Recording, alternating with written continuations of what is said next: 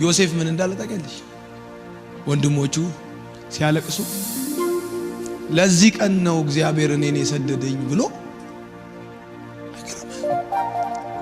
እንደዛ ስቅስቅ እያለ ሲያለቅስ ጴጢፋራ ቤት ገብቶ ተሽጦ እነ ይሁዳ ከአባታቸው ጋር ሲኖሩ እሱ ግን ተረስቶ ሲያበቃ ልጅነቱን ጠዋቱን በባርነት ቤት አሳልፎ በቤተሰቡ ናፍቆት አንጀቱ አሮ ሲያበቃ ሲጠይቁት ኖ እናንተ አልበደላችሁኝ እቺን ቀን አስቦ ነው አምላኬ ላከኝ አላቸው። አየህ ህልሙ ጋር የሚመጣ ህልመኛ አይደለም።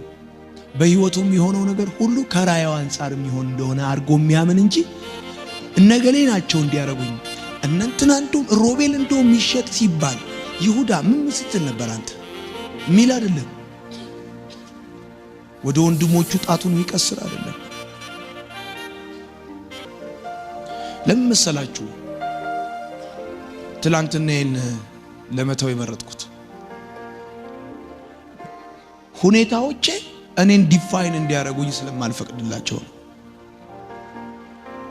ዙሪያችሁ፣ አካባቢያችሁ፣ ሀገራችሁ እናንተን ዲፋይን እንዲያደርግ አትፍቀዱላቸው።